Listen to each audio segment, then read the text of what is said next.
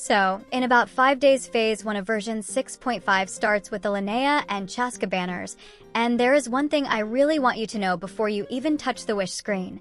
The Phase 1 total looks fine at first glance, but the way the rewards are split this patch is a little tricky. So in this video, we will look only at Phase 1, because you guys really enjoy the format of doing both phases separately.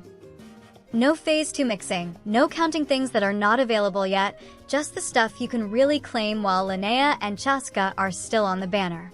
Let us start with the most consistent source, your daily commissions. Phase 1 is 21 days long, so your dailies alone are worth 1,260 Primogems. This is the baseline you can always count on as long as you are logging in and doing the quick routine. Now, story rewards are a bit of a weird topic this patch. There are no main story Primogems in this version, but there are still other quests. From the side content that should be available early, I am counting around 350 Primogems. The next big piece is the Mondstadt North expansion. This is where the total can change a lot depending on you. If you explore the new area properly, you can get about 1,355 Primogems from exploration. If you only grab waypoints and do a few chests, you will be lower. If you push it hard with puzzles, time trials, and hidden chests, you will be closer to that number. On top of exploring, we also have the sigil offering system tied to that new area. From turning in the sigils you get during exploration, you can gain 500 Primogems in Phase 1. This system also gives 4 standard wishes, which is nice, but I am not counting those here since they only work on the permanent banner. Now let us talk about the resets and combat chunks, because this is where Phase 1 gets some structure. We have a Stygian Onslaught reset worth 450 Primogems. This one is usually pretty straightforward. Clear it, claim it, and move on. If you are busy, it is also one of the better, quick value sources, because you do not need to grind it across multiple days to get paid. We also have one Spiral Abyss reset inside Phase 1, worth up to 800 Primogems if you can full clear.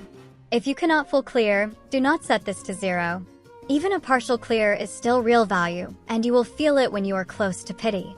Also, Abyss is one of those sources that many players forget until the last 2 days, so just putting a reminder here, do it early, so you do not end up rushing it while you are tired.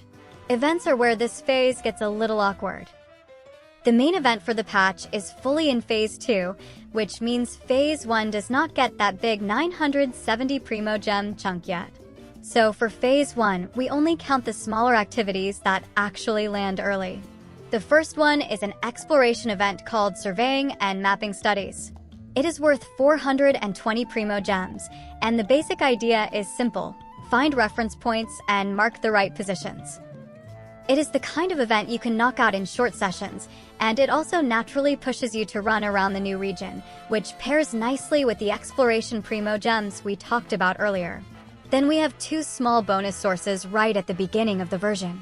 There is a community event called Fairy Girls Album worth 30 Primogems, and a web event called Trail of Footsteps worth 100 Primogems. Both of these start at the very beginning of version 6.5 on April 8th, so do not sleep on them. They are not huge, but they are also the easiest Primogems you will ever claim, and the worst feeling is missing them just because you did not click a link. Now, the other really interesting piece of Phase 1 is the second map. This is the Space of Asmodee. It is not part of the normal overworld like the Mondstadt expansion. It is more like a separate dimension area, similar to how the Chasm has an other layer to it. If you explore this area, the estimate is about 400 Primogems. Same rule again. Treat this as the top-end estimate for the content that is actually available, not as an automatic handout. But even if you do not fully clear it, it is still another place where you can squeeze out extra pulls if you are short. Achievements are also a little more present this phase than people think. We will get about 245 Primogems from achievements in Phase 1. This is another one that depends on you, because some players will unlock a bunch naturally while exploring, and some players will barely get any. But with 2 new areas to run around, achievements usually happen without you forcing them. Now for live stream codes, we are not counting the big 3-code package here, because the version 6.6 live stream happens in Phase 2. That said, Hoyoverse usually drops extra codes around the version, and as a healthy middle ground, I am counting about 60 Primogems worth of codes for Phase 1. And yes, those codes are the easiest Primogems in the game, but only if you actually see them in time. I always post every code on my channel as soon as it drops, so if you want to avoid the I missed free Primos pain, make sure to subscribe. Next, we have the guaranteed mailbox Primogems from Update Maintenance. That is 600 Primogems, and this is one of the few sources that really is just free. Log in after the patch, claim it, done.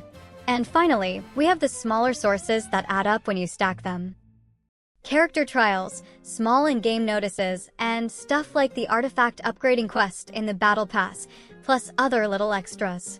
For Phase 1, I am counting around 195 Primogems from all of that combined. This category is always a bit messy because it is not one big reward, it is a bunch of tiny ones, but they still matter. So if we put all of that together for a strict Phase 1 only calculation, the free-to-play total comes out to 6,765 Primogems, which is about 42 wishes. If you have Welkin running for the whole phase, you add another 1,890 Primogems, which brings the Phase 1 total to 8,655 Primogems, or around 54 pulls. And I will be honest, this phase can feel a little dry in the event calendar sense, because the main event is not here yet, and the big shop and theater resets are not here yet either. The Paimon shop reset is in Phase 2, and the Imaginarium theater reset is also in Phase 2. So if you were hoping to stack those early like we did in some older patches, it is just not that kind of first half. But at the same time, this phase is not only about the clean fixed rewards.